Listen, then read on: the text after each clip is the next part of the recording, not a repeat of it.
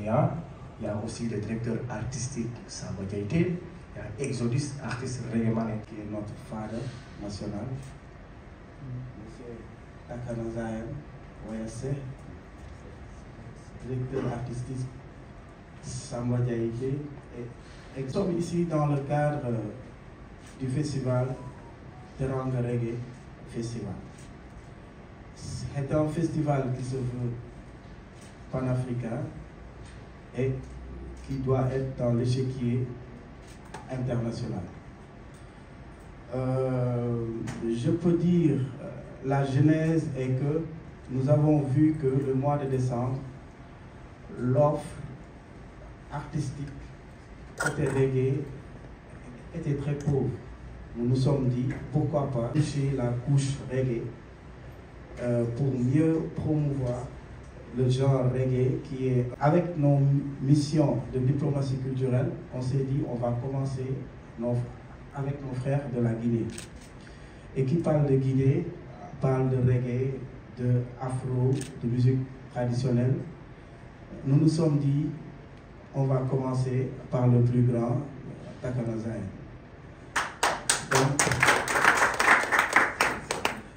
C'est un réel plaisir de l'accueillir ici aujourd'hui.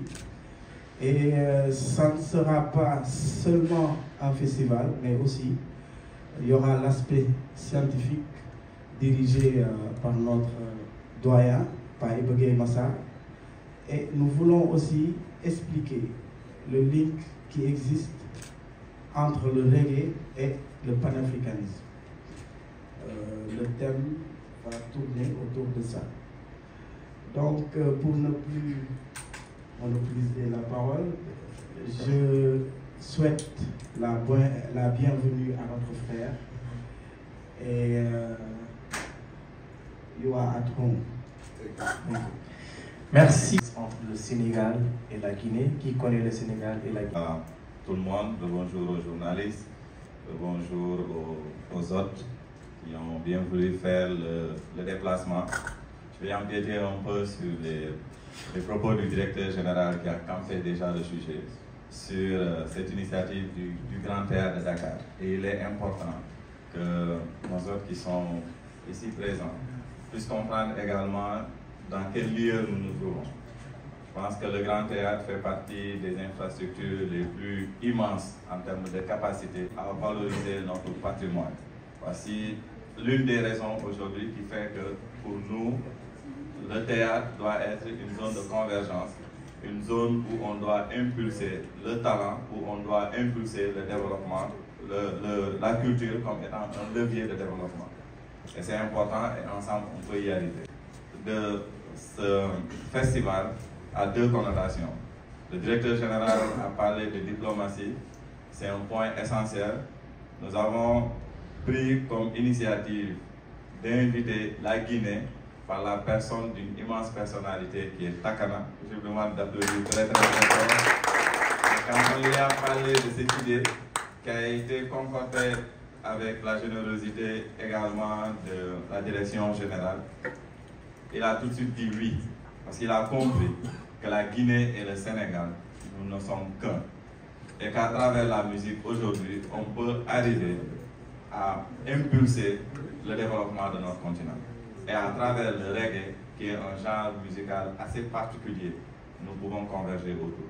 Ça, c'est une raison. La deuxième raison, c'est que si vous regardez un peu plus près ce qui se passe actuellement au niveau de l'Afrique de l'Ouest, parce que c'est ça qui nous intéresse le plus, la musique reggae commence à dégraisser.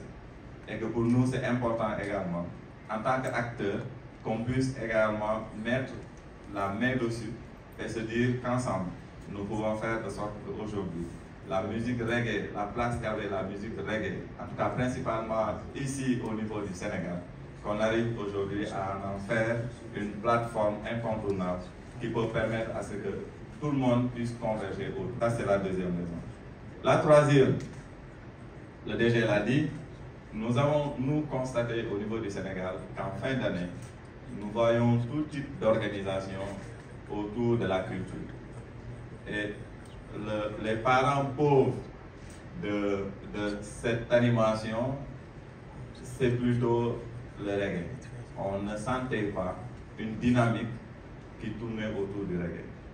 Et quand le DG est arrivé, son premier cri de cœur, c'était de dire que tout ce qui sera grand dans ce pays se fera au Grand Théâtre, en tout cas en ce qui concerne la culture. Et je pense que c'est le lieu de décider. Et avec l'ingéniosité de toute l'équipe de la direction artistique du Grand Théâtre et tous les autres collègues, nous avons mis en place le premier festival Teranga Reggae Festival, qui se veut également une plateforme incontournable et qui pour nous va secouer l'Afrique, voire même le reste du monde. Merci. Et aujourd'hui, à travers Takana, qui est une immense personnalité et qui a eu à faire énormément de scènes aussi bien nationales qu'internationales, nous osons croire qu'on va y arriver. L'intérêt également notoire de ce festival, c'est de voir que toute la famille de du reggae sénégalais est regroupée autour de cet événement.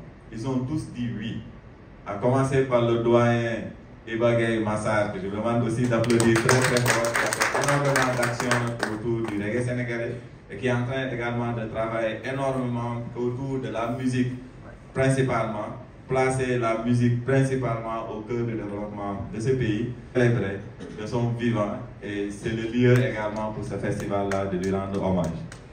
C'est pareil pour Exodus également, qui représente toute cette couche qui sont en train de valoriser cette musique reggae au-delà de nos frontières, parce qu'il a eu à faire pas mal de scènes, aussi bien nationales qu'au niveau international, qui amènent le Sénégal aussi loin. Je pense qu'également mérite d'être célébré. Eux tous ont dit oui au festival Reggae, Teranga Reggae Festival pour cette première édition.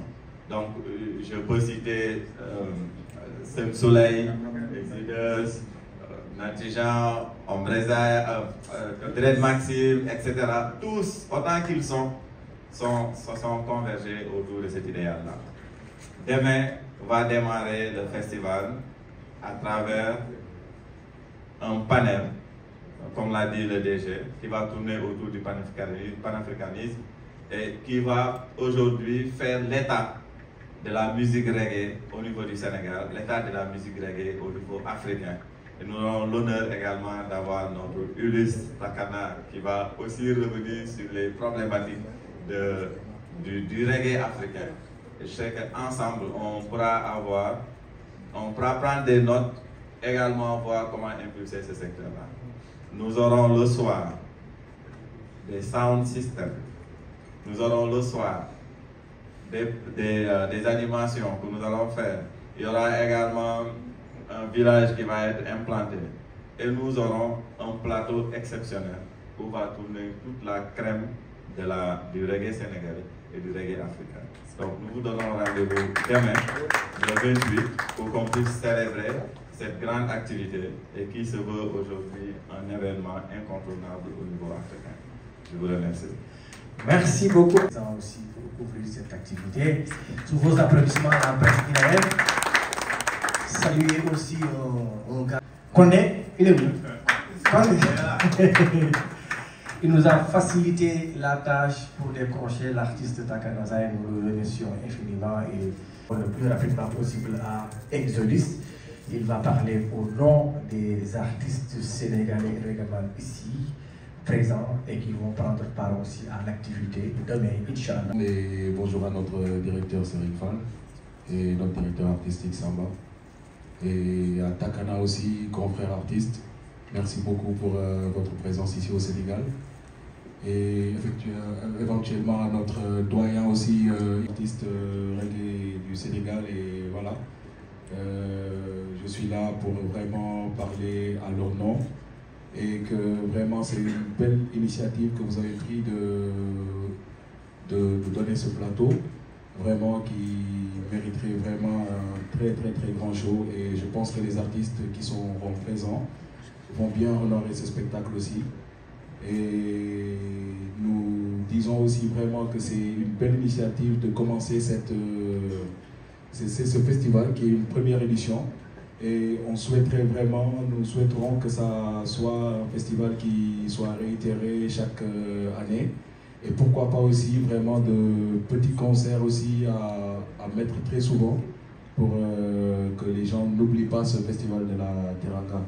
Parce que c'est important vraiment que ça soit réitéré pour que les gens n'oublient pas que chaque année, ils savent que vraiment le festival arrive et que tout le monde sera réuni autour de cela. C'est très important pour les artistes. Et très honoré aussi de voir que le reggae, enfin, soit intégré vraiment dans ce mouvement culturel. Parce que c'est vrai que c'était laissé en rade et que tout ce qui était musique reggae, internationale comme nationale, n'était pas vraiment promoté. Et cela freinait notre mouvement musical reggae. Et vraiment, merci encore à monsieur le directeur Serine Fall, le directeur artistique, vraiment, d'appuyer sur voilà, sur cette arme de mettre le reggae enfin en exergue et en avant. Vraiment, merci beaucoup à tout le monde. C'est Exodus Dakar, Reggae Artist International. Voilà, je ne vais pas beaucoup parler. C'était juste le message pour tous les artistes. One Love et Big Up Takana. Merci beaucoup. One Love. Merci. Je ne représente plus dans le pays. J'ai un cri de guerre. J'ai l'habitude, quand on me donne le micro devant les gens, de dire c'est-à-dire le maximum d'amour et de l'amour sincère à vous tous. En particulier, comme nous sommes dans le monde du reggae et qu'on a un événement extrêmement important, inédit, spécifique. Donc le Teranga Reggae Festival, Takana, Frangin, bienvenue et re-bienvenue, parce que ce n'est pas sa première visite au Sénégal. Du temps de Just For You, nous avons partagé une scène qui était formidable avec Ombre Zayan. Merci monsieur le directeur pour l'initiative. Merci à Samba Diaye, à toute l'équipe du Grand Théâtre qui institutionnellement, et c'est là que c'est important, ces gens-là ont pris l'initiative pour qu'il y ait une journée du reggae en institution. Parce que les artistes reggae ne sont pas vraiment en reste et qu'ils essaient tant bien que mal de s'organiser, notamment du côté de la Petite Côte et en région, et même à Dakar. Mais ce que vous avez fait d'un point de vue institutionnel, avec tout ce que représente le Grand Théâtre, le reggae ne peut que vous dire vraiment chapeau bas les gars, et merci encore. Comme il a dit, mais je suis d'abord artiste, hein, donc demain venez nombreux nous applaudir au Grand Théâtre là, avec un concert international déjà grâce à Takana. Oui. Quand je dis international, parce qu'ils ont parlé de nation, mais Guinée, Sénégal, Kogoto Kowan, Ben. Et nous, on sait ce que l'on dit. Donc moi, merci monsieur le directeur et les gens qui ont pris la décision et l'initiative. Demain, ce samedi, il y aura à 10h au Grand Théâtre panel, dont le thème n'est pas des moins importants, mais des plus importants dans le monde, intellectuellement parlant, car le thème c'est reggae. Si on l'écrit, je mettrai reggae 2 points. Vecteur de pensée endogène et panafricanisme. D'idées, des concepts qui en fait ne résument pas, mais sont contenus dans le reggae en lui-même. On ne peut pas parler de pensée endogène en occultant le reggae. Parce que le reggae dit d'abord One God, One Aim, One Destiny. Donc endogène en tant que croyant. One Destiny, nous avons le même but. One Aim parce que nous sommes un. Et la pensée endogène entraînée par le reggae, ce n'est pas d'être copie d'eux. La tabac et Hilaire, ça pousse. Donc, qui dit tout ça, dit donc endogène. Nous verrons tout ça demain. Et qui dit reggae, dit d'abord to be African avant d'être mondial. Donc reggae, vecteur. Merci beaucoup. Maintenant, nous allons donner la parole aux chanteurs guinéens qui sont en train de suivre ces pas. Takana, cette année, il a décroché le meilleur spectacle au Canada à l'occasion de la célébration de victoire guinéenne. Entre autres, c'est quelqu'un qui est respecté dans ce pays grâce à son talent, grâce à ses prises de position, grâce aussi à son corps et à sa participation pour le rayonnement de son pays, la Guinée et l'Afrique. Alors, c'est cet homme qui est là aujourd'hui, ici, devant nous, pour prendre part à ce grand spectacle qui aura lieu demain, le 28 décembre, au Grand Théâtre National de Bignari Comoros. Oui. Juste avant Takana, Takana, ça signifie se marier avec. Hein? Donc Takana Zion, tu t'es marié avec Zion, avec l'Afrique, avec le monde, avec nous tous. Merci beaucoup. Merci Takana, vous avez la parole.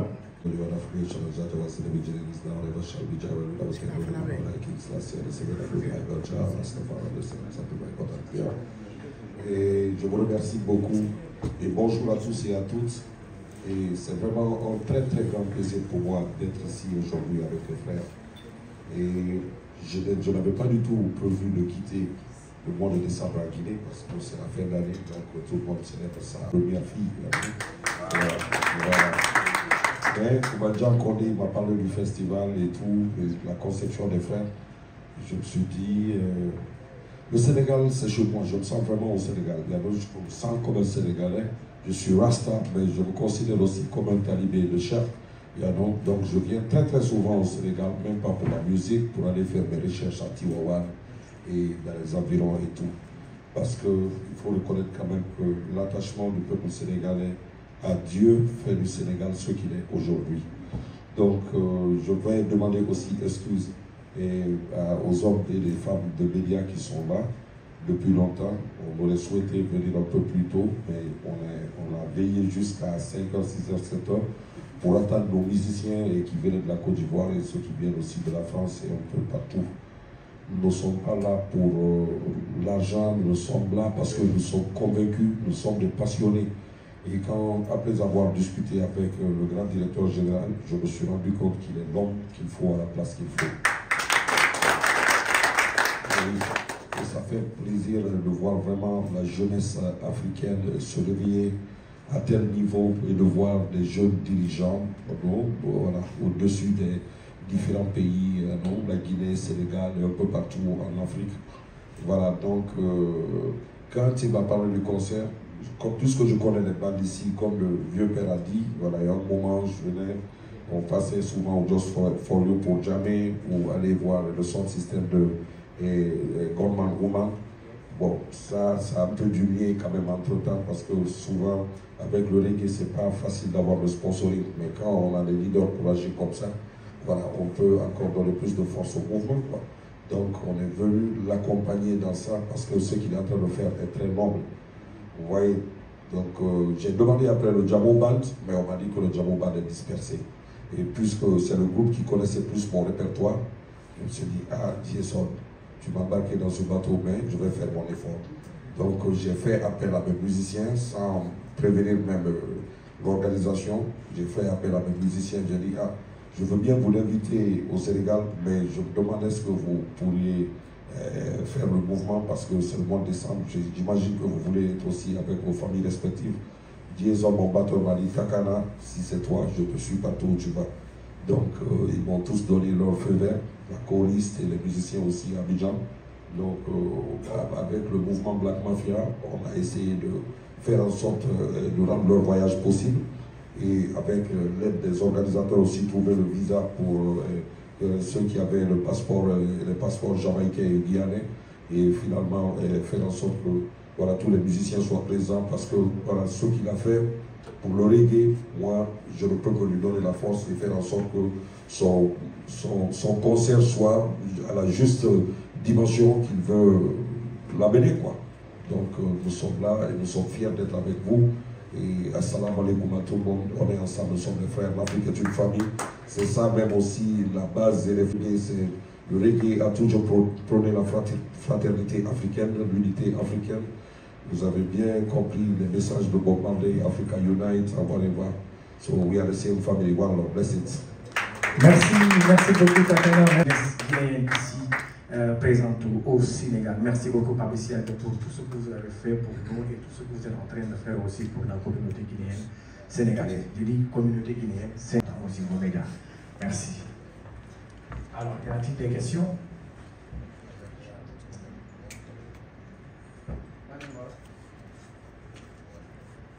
Oh, merci beaucoup pour ta question. L'africanisme a eu un grand impact sur la naissance du mouvement Rasta parce que c'est lui qui, en 1927, a dit en Jamaïque et à travers le monde, regardez vers l'Afrique pour le couronnement d'un empereur noir et il sera notre messie.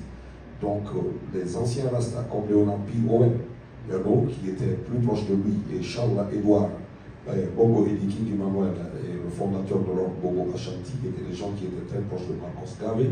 Et quand ils ont vu le couronnement de Sa Majesté impériale Haïlé Sélassié le 2 novembre 1930 en Éthiopie, ils se sont dit que voilà, c'est cet homme que Marcos Garvey parlait. Donc lui, il est le Christ noir, il est la réincarnation de Jésus-Christ.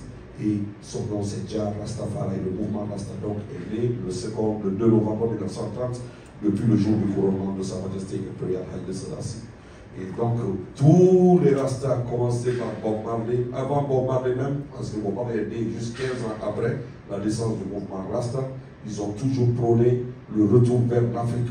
Parce que Marcos Garvey, dans ses enseignements, nous a toujours fait comprendre que quel que soit le temps que le noir va passer aux États-Unis, il ne pourra jamais être un Américain. Il faut que les Noirs deviennent en Afrique. C'est pour ça qu'il aimait souvent dire l'Afrique aux Africains de l'Afrique et d'ailleurs. Donc il était tellement au sérieux et déterminé dans sa détermination. Il a créé la compagnie qu'on appelle le Black Star Line.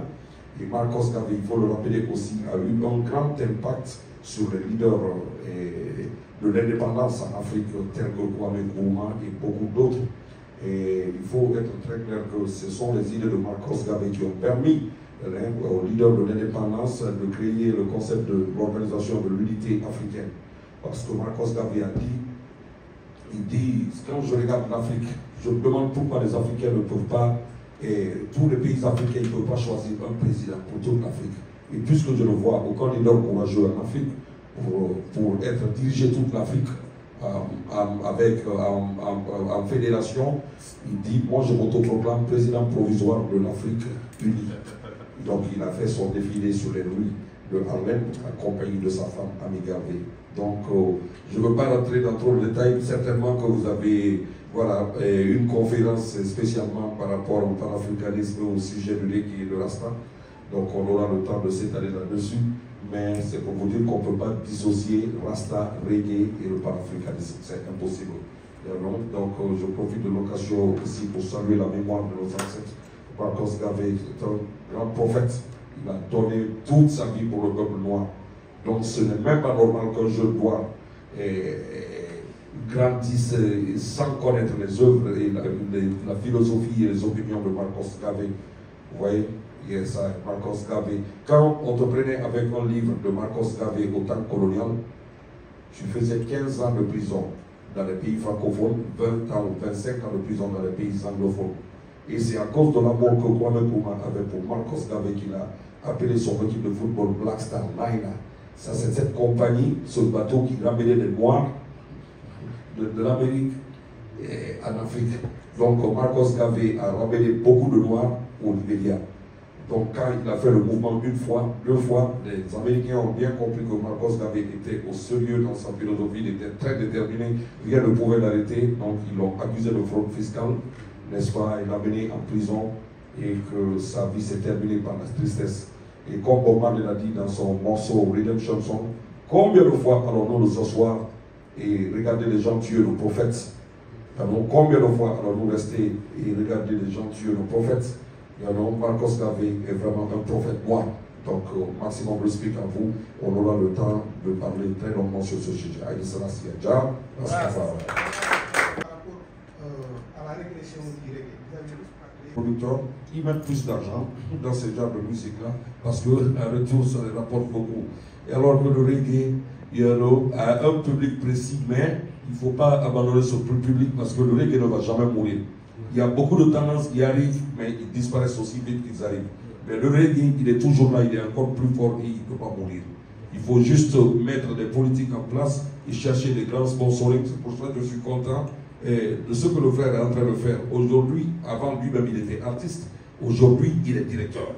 Il fait partie des hommes de décision. Donc lui, avec un leader comme ça, vous pouvez avoir facilement beaucoup plus de sponsoring, n'est-ce pas, et faire en sorte que cette édition-là, les prochaines éditions de Reggae, Teranga Reggae Festival soient encore plus puissants et que des artistes viennent de la Jamaïque, qui viennent de la France, qui viennent de partout dans le monde entier pour donner la force. Et il va y avoir encore beaucoup plus de festivals de reggae. Nous, on vient ici, on voit comment ils sont en train de travailler, ils nous inspirent. On avait commencé à faire le festival Machougina de Galaxy en Guinée, mais justement à cause des mêmes problèmes de sponsors, on était obligé de faire un peu calme. Sinon, on a toujours organisé les meilleurs concerts là-bas avec les meilleurs prix. Parce que faire un concert à 10 000 francs guinéens, 10 000 francs guinéens, je pense que ça ne fait même pas 1000 francs CFA. C'est vraiment pour rendre le message accessible à tous. Mais ce n'est pas facile.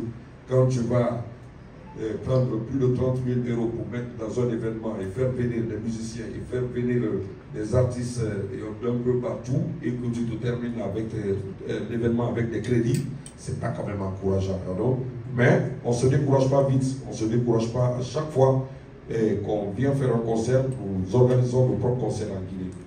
Quel que soit le temps que ça prend. Donc ça, c'est des idées, c'est des personnes à encourager.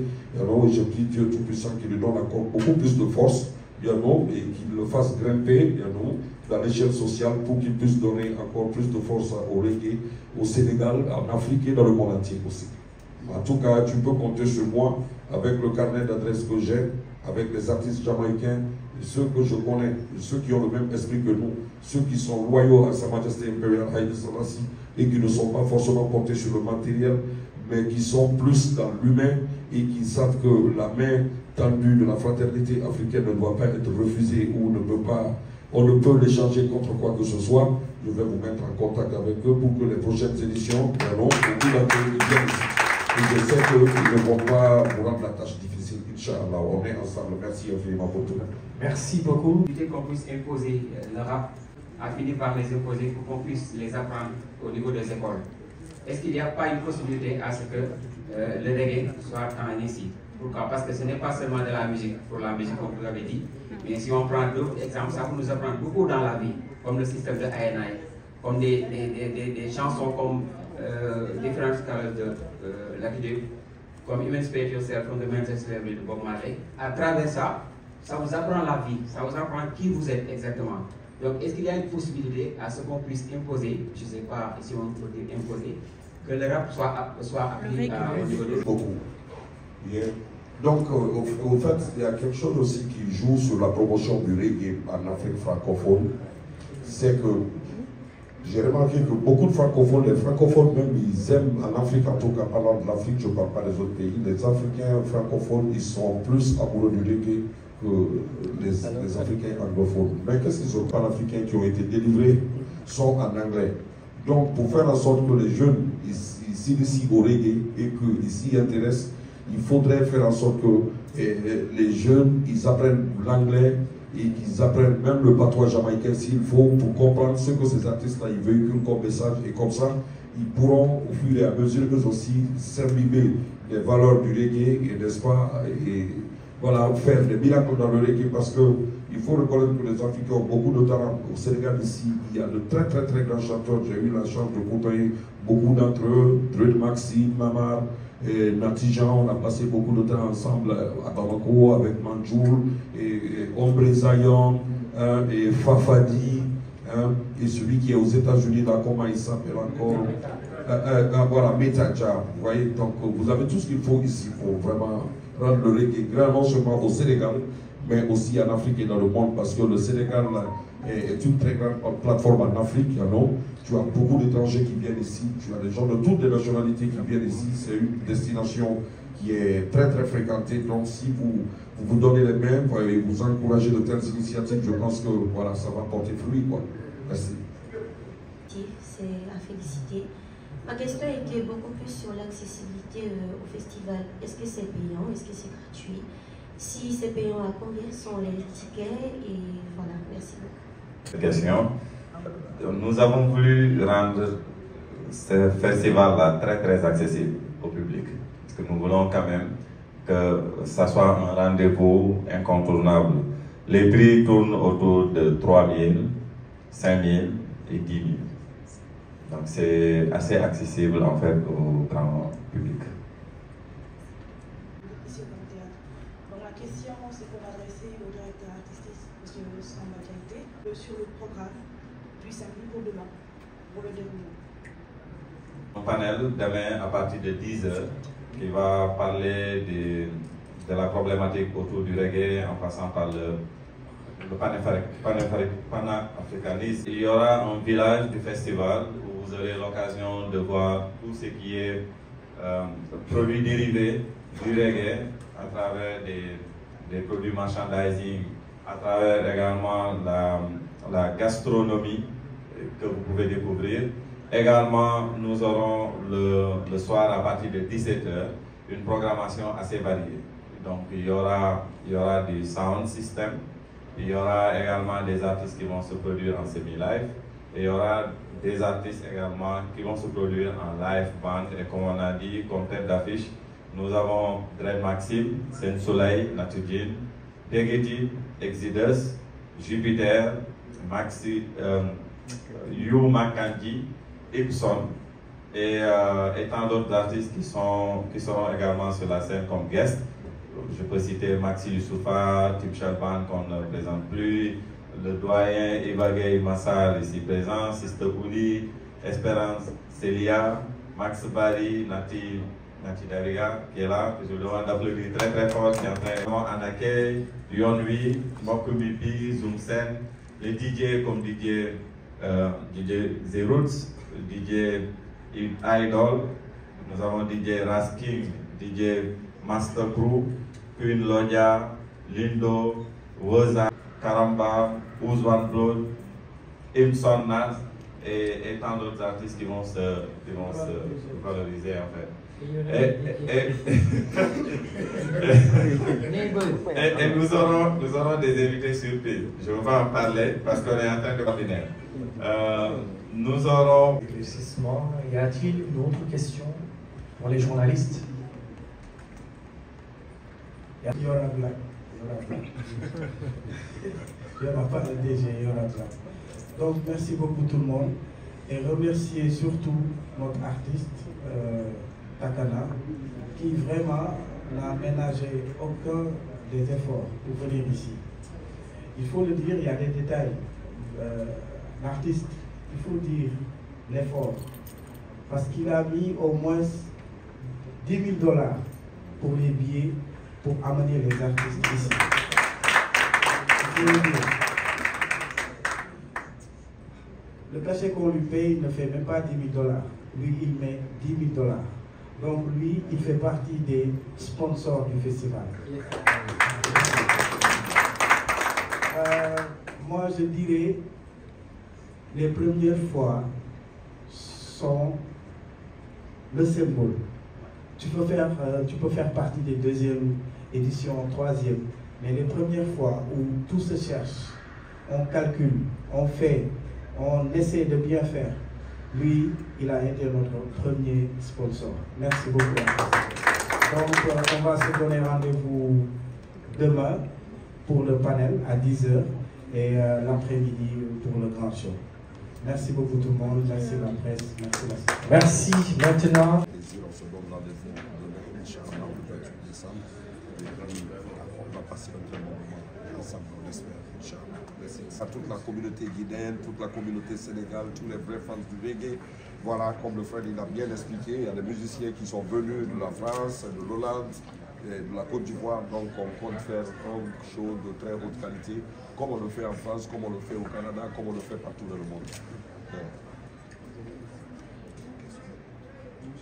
Blessings, blessings.